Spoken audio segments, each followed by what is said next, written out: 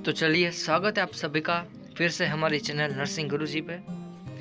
आज एक नया टॉपिक, बहुत ही अच्छा सा, बहुत ही आईएमपी, बहुत ही इम्पोर्टेंट टॉपिक है जो पूरी नर्सिंग लाइफ में आपको बहुत ही यूज़फुल होगा। तो जब भी आप हॉस्पिटल में अगर जॉब करते हैं, अगर आप टीचिंग लाइन में है तो अपने स्टूडेंट को, अगर आप हॉस्पिटल में है तो एज ए स्टाफ आपको पता होना चाहिए कि किस वैक्यूट में कौन सा टेस्ट होता है।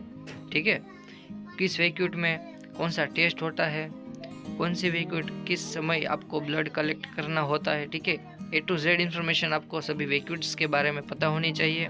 तो आज हम बात करेंगे कि सबसे ज़्यादा इस्तेमाल होने वाली वैक्यूट्स कौन सी है। ठीक है, उसके बारे में हम थोड़ा डीप में आज बात करें। तो आप थोड़ा भी वीडियो स्किप किए बिना पूरा वीडियो देखें। तो सबसे ज़्यादा इस्तेमाल होने वाली वैक्यूट्स, तो पहली है EDTA। ठीक है, फिर है प्लेन ट्यूब, फिर है sodium fluoride, sodium citrate and sodium heparin. तो इन पांचों के बारे में थोड़ा डीप में आज बात करेंगे कि इसका नाम क्या है, इस ट्यूब को आइडेंटिफाई कैसे कर सकते हैं और उसमें कौन से टेस्ट किए जाते हैं। तो चलिए, पहली है EDTA। EDTA से शुरू करते हैं। EDTA मीन्स, इसका पूरा नाम है ethylene diamine tetra acetic acid. ठीक है, ऐसी छोटी छोटी बात आपको ध्यान रखनी है। EDTA का फुल फॉर्म है ethylene diamine tetra acetic acid. ठीक है, तो इसका नाम आपको पता चल गया EDTA। फिर इसके आइडेंटिफाई, तो इसे आइडेंटिफाई कैसे करें। इसको आइडेंटिफाई करने के लिए इस वैक्यूट्स में पर्पल कलर की एक कैप दी गई है। ठीक है, ये देखिए पर्पल कलर की ये कैप है, इसे पता चलता है कि ये EDTA है। इसका कॉमन यूज़ क्या है, तो EDTA है उसका कॉमन यूज़ है CBC, कंप्लीट ब्लड काउंट। किसी भी हॉस्पिटल में किसी भी पेशेंट को डायग्नोस CBC के बिना किया ही नहीं जाता। तो कंप्लीट ब्लड काउंट है वो EDTA का मेन इंपॉर्टेंट यूज़ है। ठीक है, CBC में क्या क्या आएगा, तो ठीक है ये देख लेते हैं कि CBC में क्या क्या आता है। CBC means complete blood count, जो भी ब्लड सेल्स है। ठीक है, अगर हम ब्लड की बात करें तो ब्लड 2 पर्टिकुलर टाइप्स में बढ़ जाते हैं, एक है सेल्स और एक है प्लाज्मा।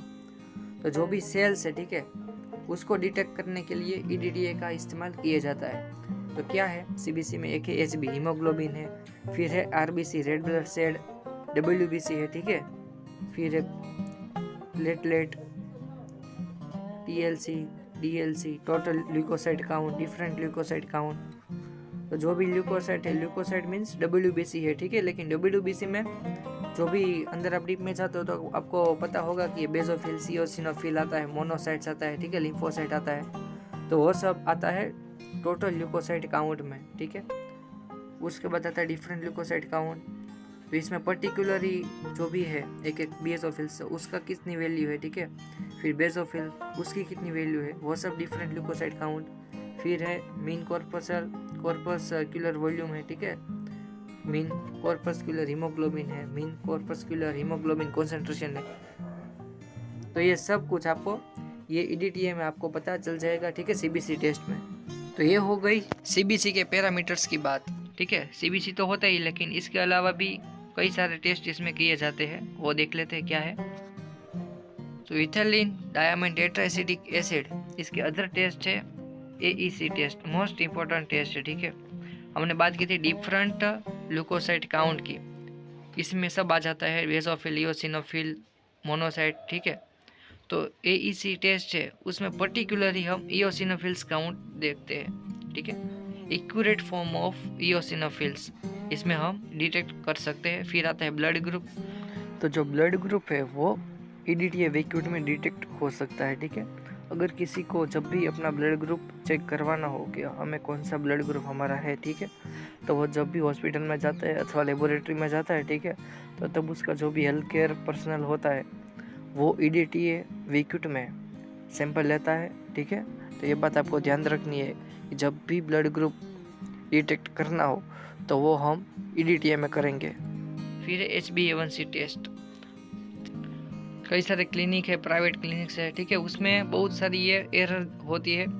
किसी भी पेशेंट अगर कहता है कि मुझे HbA1c करवाना है तो हॉस्पिटल से उसको दिया जाता है ग्रे वैक्यूट। ठीक है, और ग्रे वैक्यूट लेकर वो लेबोरेटरी में जाता है तो उसका जो सैंपल है वो वहाँ पर कलेक्ट नहीं किया जाता, वहाँ पर एक्सेप्ट नहीं किया जाता, क्योंकि सबको ऐसा ही लगता है कि जो भी ग्लूकोज रिलेटेड टेस्ट है वो होते हैं सोडियम फ्लोराइड।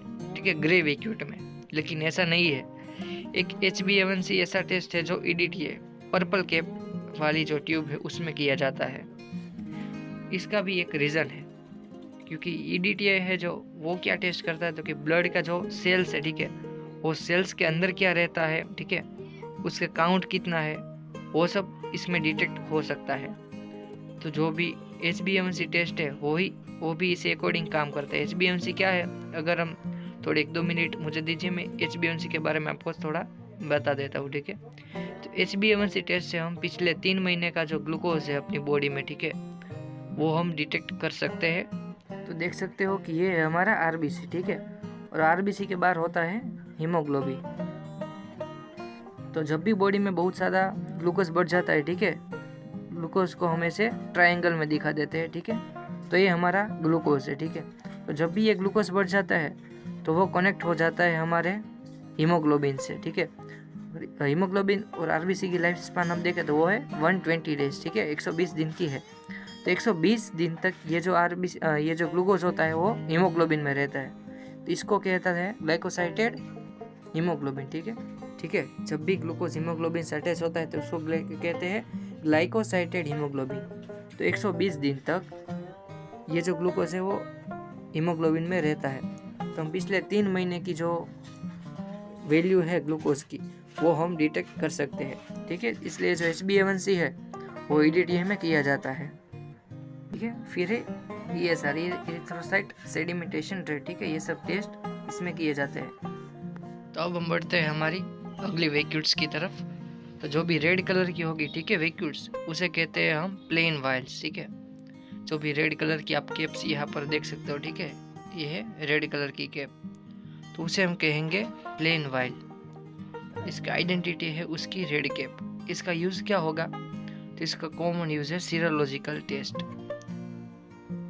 सभी सीरोलॉजिकल टेस्ट है वो इसमें हम डिटेक्ट कर सकते हैं। सीरोलॉजिकल टेस्ट माने जब भी हमारी बॉडी में कोई भी एंटीजन आ जाएगा, ठीक है, कोई भी अगर बाहर का कोई भी सदस्य हमारी अगर बॉडी में आ जाएगा, हमारी बॉडी उसके सामने कौन सी एंटीबॉडीज पैदा करती है, ठीक है, उसको डिटेक्ट करने के लिए जो भी टेस्ट किया जाता है उसे कहते हैं सीरोलॉजिकल टेस्ट, ठीक है। तो ये सब टेस्ट रेड वैक्यूट्स में यानी कि प्लेन वाइल्ड में किए जाते हैं।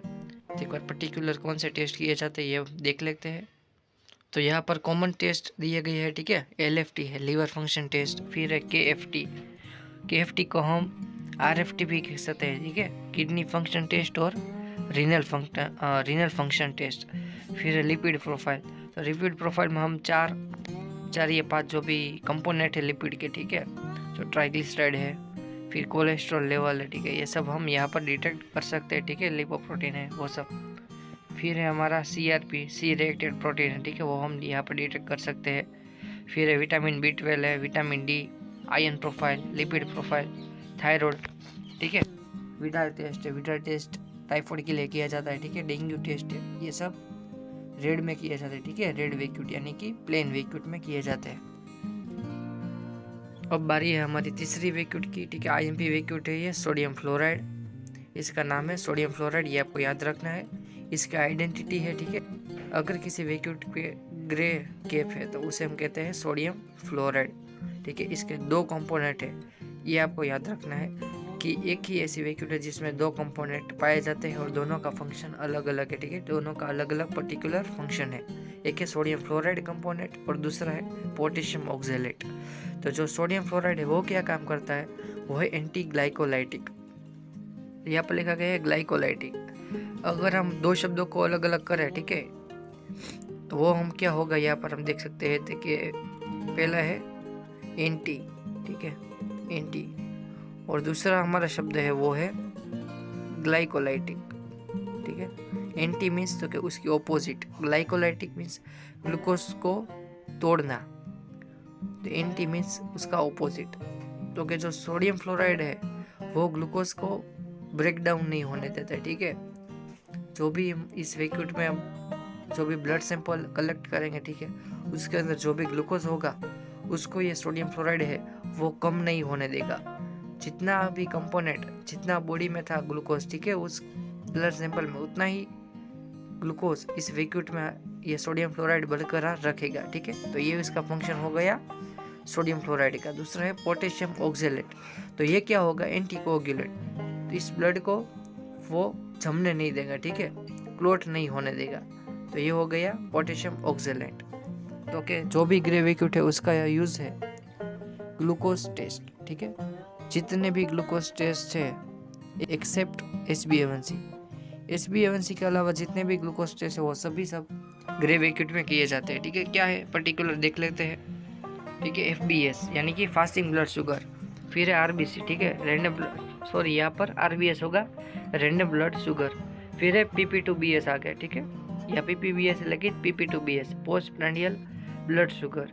ठीक है, जब भी हम मिल रहते हैं, ठीक है, जब भी हम खाना खाते हैं उसके 2 घंटे बाद का जो भी ब्लड ग्लूकोज होगा वो PP2BS कहलाएगा। ठीक है, फिर है GTT ग्लूकोज टॉलरेंस टेस्ट है। ठीक है, OGTT है ओरल ग्लूकोज टॉलरेंस टेस्ट, वो सभी टेस्ट इसमें हम किए जाते हैं। तो वो है सोडियम साइट्रेट। ठीक है, इसका कलर होगा लाइट ब्लू कैप का। ठीक है, इसके आइडेंटिफाई हम कैसे करेंगे, तो कि जो भी वैक्यूट का जो भी कैप होगी वो ब्लू कलर की होगी। ठीक है, लाइट ब्लू कलर की, तो वो होगी हमारी सोडियम साइट्रेट वैक्यूट।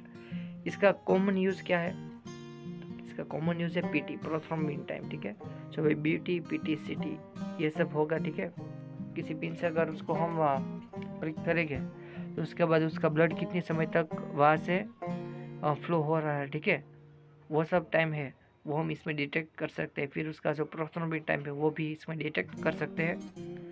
मीन्स के जो भी हम तीसरे इसका यूज़ है कोएगुलेशन स्टडी, जो भी इसकी कोएगुलेशन स्टडी है, ठीक है, इसका क्लोटिंग फैक्टर है, वो सब इसमें डिटेक्ट कर सकते हैं सोडियम साइट्रेट में। तो इसके बाद आती है हमारी आखिरी वैक्यूट, क्या है, सोडियम हिपेरिन। ठीक है, उसका नाम है सोडियम हिपेरिन।